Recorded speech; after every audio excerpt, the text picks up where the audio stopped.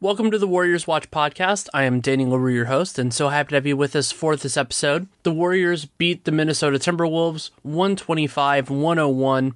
Kevin Durant didn't play. Andre Iguodala started, only the second regular season game since Kerr took over as head coach. Lots to talk about in terms of the bench play, the terrible first quarter, and different elements. And so Adam Lauridsen, guest emeritus of the show, this came on generous enough with his time, and we knew we were going to talk for a little bit, but it ended up being half an hour, and I really enjoyed it, and kind of not only what this game means, but also where this team is going. So I hope you enjoyed as well. Thank you so much for coming on. Thanks for having me. This game went through a lot of, not necessarily different stages, but like my thoughts about it changed a lot. And I guess where I kind of want to go with this, at least the beginning, I listened a little bit to 95.7 on the way back, and they were talking about how nerve-wracking and frustrating a game like this would be if you were a fan of the other team, in this case, the Minnesota Timberwolves, because early on, the Warriors played awful basketball, but we're still close, partially because Minnesota missed shots that they often miss, but that they could make. And then they just turned it on, really, in the second half, but a little bit in that second quarter. And I don't know, there's probably a feeling of helplessness in that part of the process. Yeah, I remember it from when the Warriors weren't very good, and they would play an excellent team that maybe was having an off night, maybe was missing someone. And there's always that sense of hope, like, oh, we're sticking around, we're still in the game, it's competitive, we're within striking distance. Then all of a sudden there's just a whoosh, and next thing you know, you're down by 15 or 20 points. And that's the way it was tonight. We saw little first hints of it in the second quarter that they were getting it together. The shooting percentage for the Warriors jumped in the second quarter. And then the third quarter was just a complete blowout. And early fourth, we saw more of the same. So it's one of those nights where a team's going to have enough to stick around for a little bit, but ultimately the Warriors' depth and their ability just to pick at the weaknesses of teams, I think, really prevailed. It was also a great showcase due to Kevin Durant missing the entire game for a lot of the bench players, and Iguodala certainly played well in the starting lineup. One of the most surprising elements of this game to me, beyond Nick Young having a really nice assist, which we'll talk about later, was Iguodala. I assumed he was playing to starting the game so he could defend Jimmy Butler, but by and large, their primary matchup was putting Klay on Butler and having Andre on Wiggins. I'm not totally sure that worked out, but I did find it just interesting from a tactical perspective to go to kind of make both of those decisions together. Yeah, I had the exact same impression coming in. I thought that Kerr was worried about Butler, wanted to really take him out of the offense, not allow him to get comfortable, and was going to put Andre on him. Klay on Wiggins seemed like a natural matchup. Andre's defense to start the game, I thought, was pretty good. He had some good stretches. Wasn't really a factor in the offense, and I think actually contributed a bit to the sluggishness of the offense there in the first quarter. But yeah, tactically, you could make a case for Iguodala starting this game. You could have put Caspi in that position. You could have put McCaw in that position. You would have matched them up against different guys, but it just shows the depth of the Warriors and their versatility that Kevin Durant goes out and you have three legitimate pieces that you could fill the gap with. And all three of those guys ended up having pretty nice games. Right. And they all succeeded in different ways. So Iguodala, I thought, was more comfortable at certain moments. It was only narrow. He only took 5 shots, but he was more comfortable initiating offense for himself. Like there were a couple plays in transition where he called his own number. He didn't pass it to Pachulia, which was a great decision. And it's good to see that from him because on the second unit, that's not really his job. His job is to facilitate, and when he plays with Steph, you let Steph do the shooting, and that's fine. And so I thought that was a good little moment for him to have that. And then Klay, I thought, was more assertive, partially because the opportunities were just presenting themselves. And that is important with Klay, is that he's not forcing it. And, you know, he ended up with a good line in this game. Some of that was in garbage time. He was 28 points, 11 of 20 from the field. And it's amazing how efficient he can be despite not getting to the free throw line, which you would think of as a normal part of that. And then his defense, I thought, was solid. I thought he did a nice job on Butler. And the most surprising defensive part of this game for me was that I thought Steph did a nice job on Jimmy Butler when he got switched onto him, which it seemed like Thibodeau wanted to do, but just didn't work as well as he hoped. Yeah, a couple things to call out from that. Steph's defense, he was physical. He was an aggressive defender, but managed to do it without getting into foul trouble, which is exactly the sweet spot where they want him, where he's up in guys' dribble, sort of breaking up plays, but also not getting dumb fouls to take him off the court. But I wanted to talk a little bit more about Klay's game, because I think that this was really kind of a quietly tremendous game for Klay and really shows his growth as a player. For him to step into the role of the primary scorer with Kevin Durant out, and to do it in a way where he's not forcing shots, he's not kind of gumming up the offense, trying to reach for things that aren't natural to him.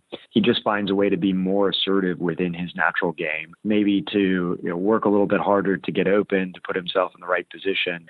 I was just really impressed from start to finish the way he asserted himself in this game. And you're right, his defense was great as well. But offensively, I felt that this was a really nice showcase for how he can step up and be a primary player when he needs to be. And it was a reminder, again, that he has stepped up in the past. Like, people talk about, oh, what would Klay be on another team? And it's true that in a 82-game season, I think it would be different for him than it was tonight and than it was when Steph was out back in the 2015-16 playoffs, when Klay was, I think he was the MVP of the playoffs through the first two rounds that year. And he has that in him. And part of what makes him special in those moments is that he combines talented scoring without sacrificing his defense. And that is exceedingly uncommon. As much as we love to praise LeBron at this point in his career, he is a phenomenal player. He's a better player than Klay is. But he hasn't done that double very much other than the finals the last couple of years. The real guy who really accomplishes that, and he's a freak of all things, is Kawhi Leonard. And when you're comparing in some ways like Klay's best to that sort of thing, it does give you an appreciation for a guy who is, he's the third or fourth best player on one of the best teams, if not the best team of all time. Yeah, I remember a time not too long ago when people were having big debates about, how could you possibly put Klay in the same class as Jimmy Butler? And you look at them tonight, and it's a lot of people asking, how do you put Jimmy Butler in the same class as Klay at this point?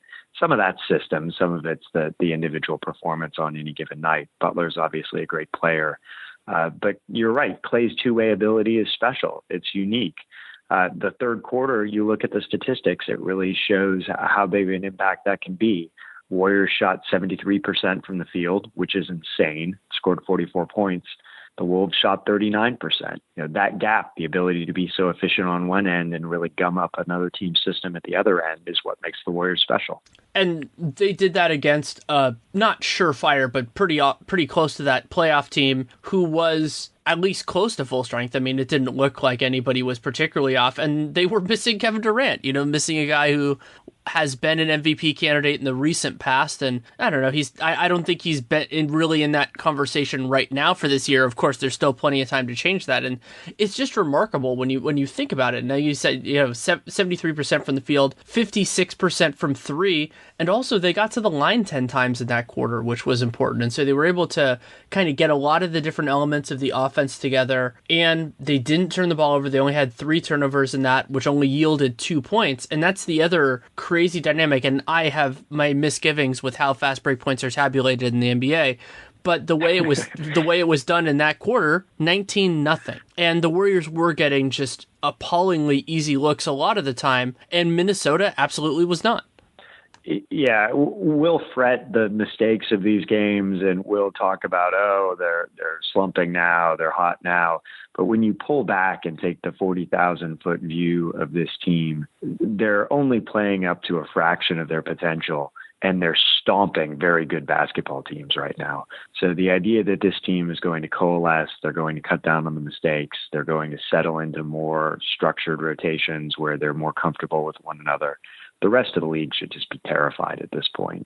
It's games like this that really show, even when they're not playing their best game, how frighteningly talented the Warriors can be. I use Ben Falk's cleaning the glass a lot now because he does some really cool things in terms of context, taking out garbage time and heaves from his statistics. And so that, in the Warriors' case, actually matters a lot because they play so much garbage time.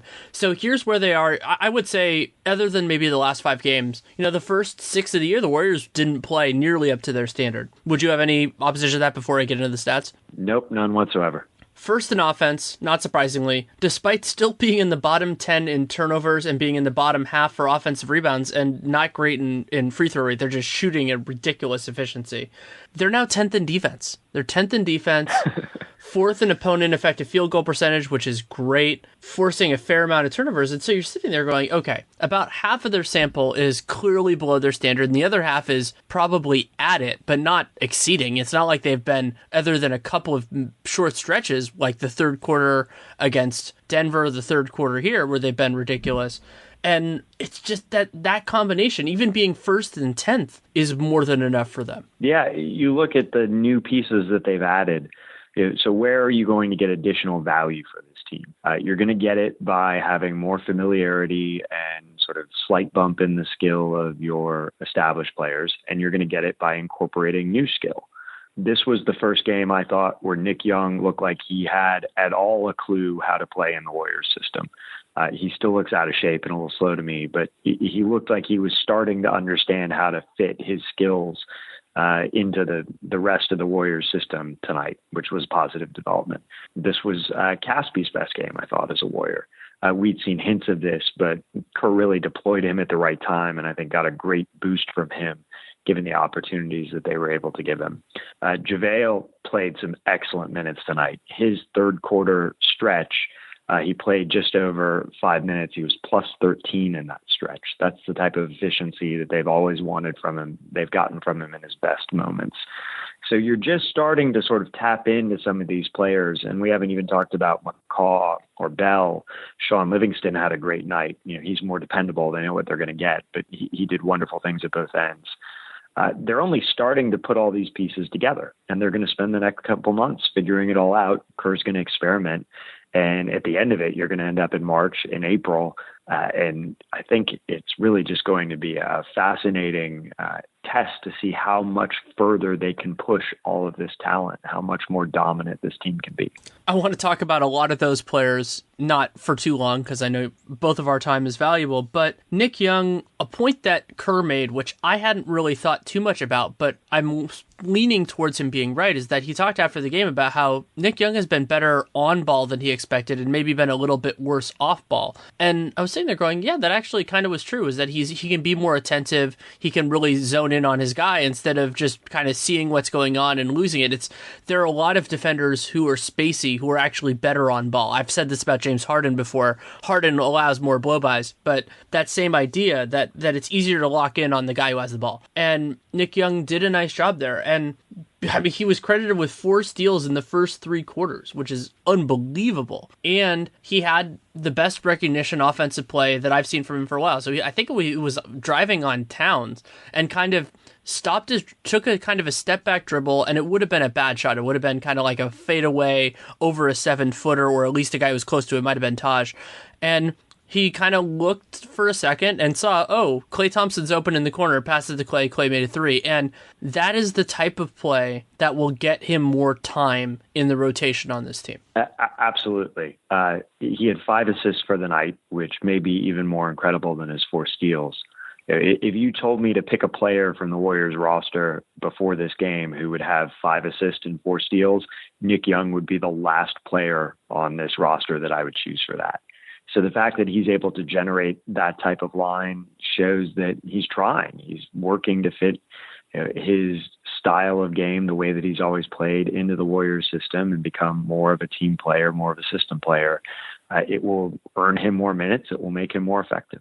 To me, other than Young, the standout for this game was Caspi. Caspi is such a ridiculous fit with this team. I've beaten this drum for a while now. I don't need to do it too much more, but I also, somebody was asking me because I was saying, Caspi deserves a spot in the rotation, which I do firmly believe. And somebody's like, well, who is that at the expense of? And I think my answer, at least for right now, is just reducing the minutes for a few other guys and giving him a shot, because Kerr talked after the game about how he's been able to just put Caspi in wherever he needs to. And I think that should still be a part of it. What they should do is they should just use him more in that idea of when you need something, and the second unit is one opportunity for him, maybe actually with less Andre if they're going to have Draymond on the floor. That's one way of doing it. But he also can function as another option at backup power forward, a spot that they've generally put Kevin Durant in. And you can use KD there, but you can also use Caspi there. And I think that might reduce the workload a little bit for KD just because you won't have to bang as much with those power forwards. And Caspi doesn't really seem to have a problem with that. Yeah, depending how you count the guys, Caspi's what, the 11th man on this roster? 10th man? I think now he's 11th. I think he should be 9th or 10th. Yeah, I mean, that's incredible in and of itself. Like you've said, and like we've both talked about in the past, he's a perfect fit. I'm less concerned about where he gets minutes right now and more concerned about how the rotations shake out in the second half of the season. Because it strikes me his ability to be a physical player, his ability to go inside and outside, like you said, to play sort of a small four, a bigger three, really makes him an ideal playoff player for this team. He doesn't make many mistakes. He makes those people around him better. He's the type of guy who I think if they're looking to ease up on minutes, like you said, for Iguodala, if they're dealing with a situation where they want to cut Draymond's minutes, but they also can't rely on Bell because he's a rookie and still making mistakes, he's a natural guy to fill those minutes and I think to bring a really nice dimension to the second unit. While this game was not a DNP rest for Kevin Durant because he did have an actual issue. He had a thigh contusion and Slater posted the video of what happened on the play. I think this could also be a glimpse of a way that the Warriors handle this for the rest of the season, which is one guy at a time and just kind of play it by ear and see what works, see what doesn't work. And there are two big elements of why that's possible. One is just that they have enough talent where they can win a lot of those games.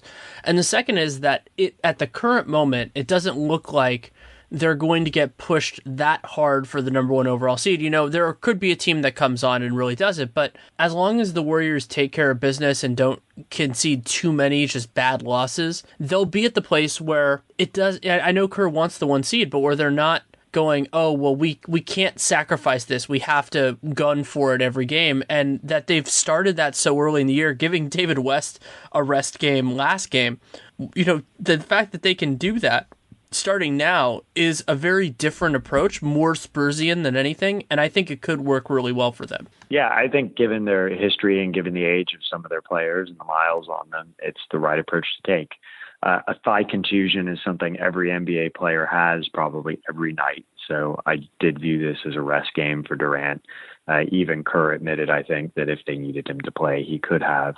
But it's a fair and equitable way to do it. The NBA doesn't want you resting a bunch of guys at once.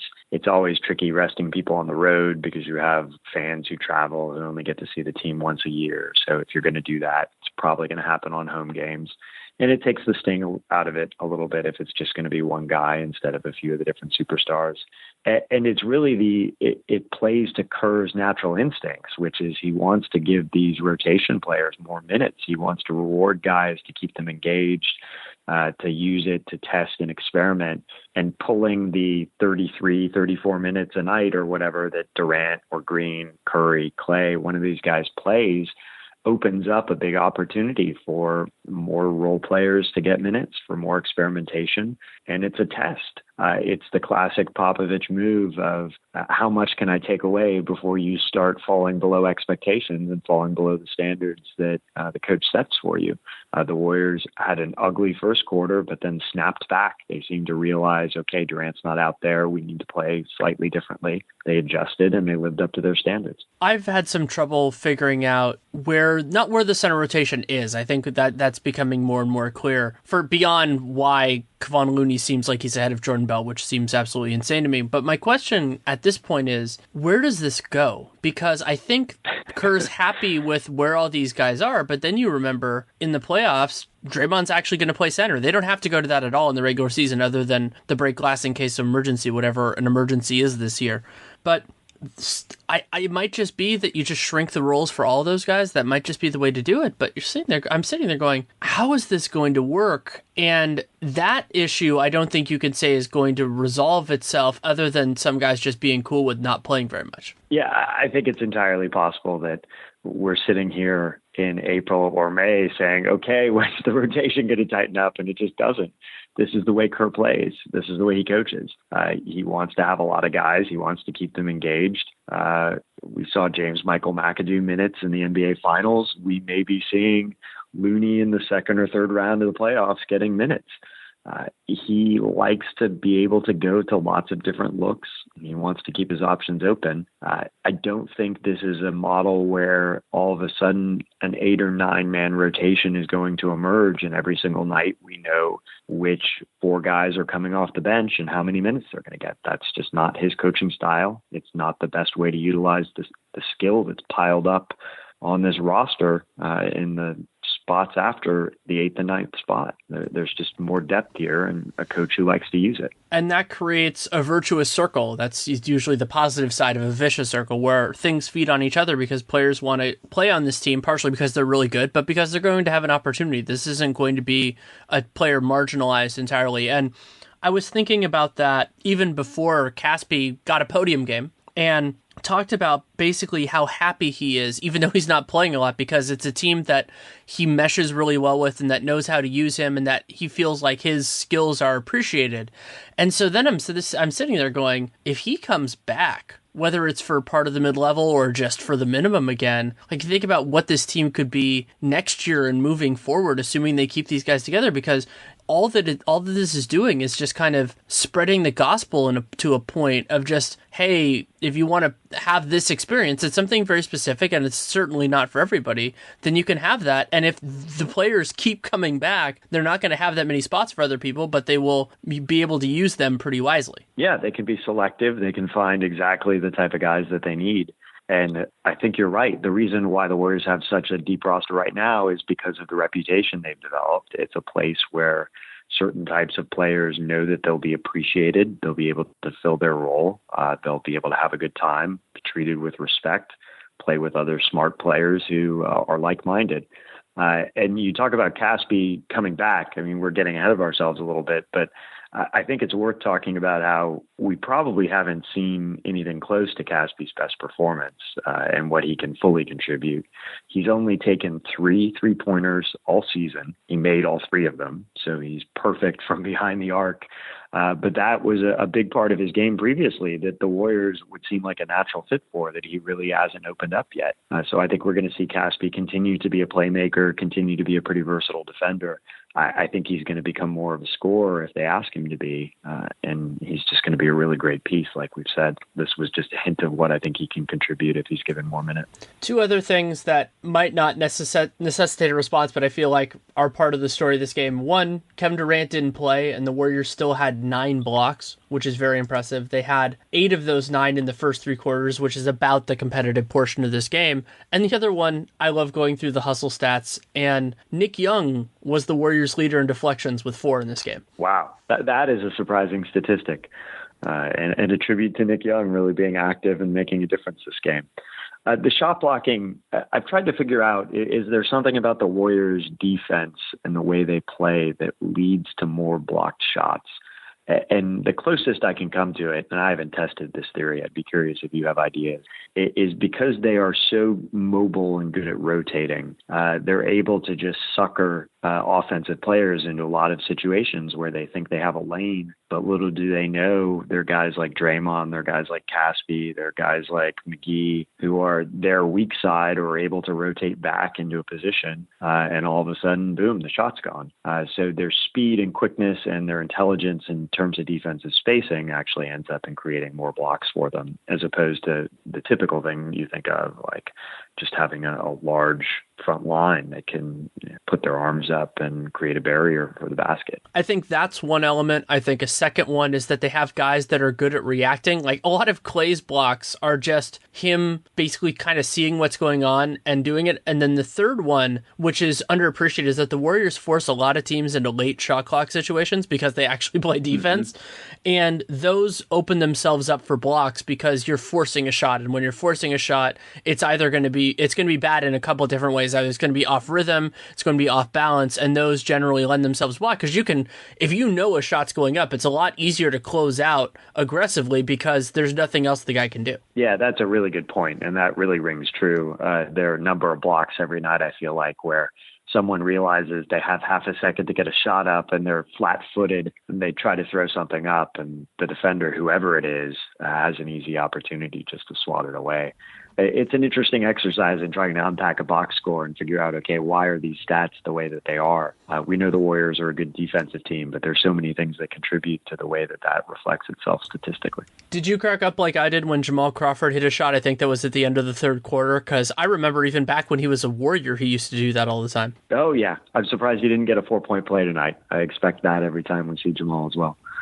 Anything else you feel like we need to discuss? We covered a lot of ground on this. No, it was an interesting game. I think that the storyline of this season is not as easy to discern as the previous ones. You have a number of returning players. There's not a huge new addition like Durant last year. They're obviously defending champions. They want to repeat, but that in and of itself isn't a particularly unique storyline. I think as we're beginning to see, one of the fascinating questions posed by this season is going to be, how do the Warriors utilize all this depth? You have a bench that is full of legitimate NBA players who on another team could easily log 25 minutes a night, night in, night out, and be contributors. Steve Kerr is an innovative coach, a crafty coach. He's been given so many toys. How does he deploy them, and how does the team end up after he's had the opportunity to learn what they can do? I think that's going to be interesting to watch unfold as the season progresses. And tonight, I feel like, was an example of the progress that he's already made. I'll probably write on this at some point soon, maybe next week, but I think the through line for this season is that the Warriors' competition is themselves, that they just are now existing in a place that is separate from the rest of the league, that they're going to do their own thing. They're going to look at their rotations. They don't care who's on the schedule. They're going to just do what they want to do. And other than, the players will get up for certain games and they'll get down for it. But I don't think they're looking at history. I don't think they're looking at their own stats. I don't think they're looking at the end game, at least not yet. They just don't have to. And that is exceedingly rare. And in some teams, that would be a negative. Like, you think about the praise that Michael Jordan wanted his team to just kill the opponent every single game. And that can be beneficial. I mean, Kerr played with him, so he could speak to that if I ever asked him about it. But I think it's the manifestation and the articulation of the mentality of this team, where they're just like, yeah, we're gonna try a bunch of different stuff. We're going to see what works. We're going to just approach this season for the long game, and whatever happens, happens. And it's a luxury. It's a ludicrous luxury, but I think that might be what this season is about. Yeah, with Kerr, you have the perfect coach, personality-wise, I think, to deal with that. You have someone who played under the Jordan authoritarian regime of an elite championship team, the go out and kill everyone approach. You had him long time with Popovich, with those great teams that were elite and had a very regimented focus system, but also had a quirk in terms of Popovich and the way that he empowered guys and challenged everybody up and down the roster to contribute. And I feel like that there's calling it a blend isn't the right word, but he's built on all of that experience, and he's understood different personalities require different buttons to be pushed. And so he's finding the right way to challenge this team to get them to focus without burning them out, without making it a chore. He still wants them to have fun and to have joy in the game. And he has the right track record and experience, I think, to take this incredible collection of talent to some really amazing places. Yeah, we'll have to see where it goes, but I'm excited in a different way for this season than the rest of them. But thank you so much for taking the time. Yeah, always happy to be on. Thanks for having me. Thanks again to Adam Lauridsen for taking the time to come on. You can read him on Twitter at GSW Fast Break. He is no longer writing, but he is on Twitter, and he is on this podcast fairly frequently. So you can check him out there. He does great work, and I'm so happy to keep having him on the podcast, even though he's not writing anymore, because I think his insight and his perspective is very valuable. So hope you enjoyed that. There were, of course, many things that we could have talked about more that we didn't talk about a ton. Curry almost having a 3-quarter triple-double despite struggling to start the game. But I liked where we put the focus on Klay, on the backups, on backups is kind of the bench was probably a more polite way of putting it. And now we have a few days off. Thankfully that I don't have to do podcasts every day. That would have been a greater challenge, even though there are a lot of things to talk about with this team. But I might do something. I have an idea. If I have the time, I'm going to write a piece on this for The Athletic, and then if I do, I'll probably do a podcast related to it. It might be this week, it might be next week, in terms of thinking about the issues that this team has, few as they are, and which ones are relevant and which ones are not. So I'm thinking about writing that piece. If it might be this week, it might be next week, depending on my own time, depending on the editorial schedule and everything like that. So you can keep an eye out for that. The best way to support this show is to leave a rating, leave a review in the podcast player of your choosing. You can also subscribe, download every episode. Those are wonderful with a show as sporadic as this. And you can spread the word however you see fit. Internet, word of mouth, whatever works, because, there's a lot of great content on the Warriors, and I hope that this fits into it for some or many or all of you, and that you can share that with other people who you think would enjoy it.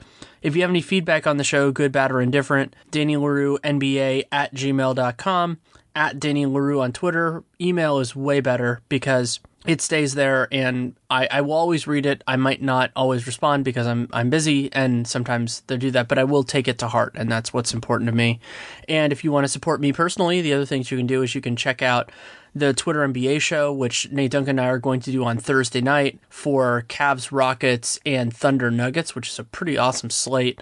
And then our Patreon, patreon.com/Duncan Leroux. We just released a subscriber-only mailbag, a little over an hour of answering people's questions. It's great. And then, of course, my Warriors work at The Athletic and my book, 100 Things Warriors Fans Should Know and Do Before They Die. And then my other work is all over. Real GM has a lot of it. Sporting News has a lot of it. I just wrote on the Eric Bledsoe trade. Might even write another piece on the Eric Bledsoe trade. One's at Sporting News. If I do another one, it'll probably be for Real GM. But that will be over the weekend when I actually have some free time. So thank you so much for listening. Take care and make it a great day.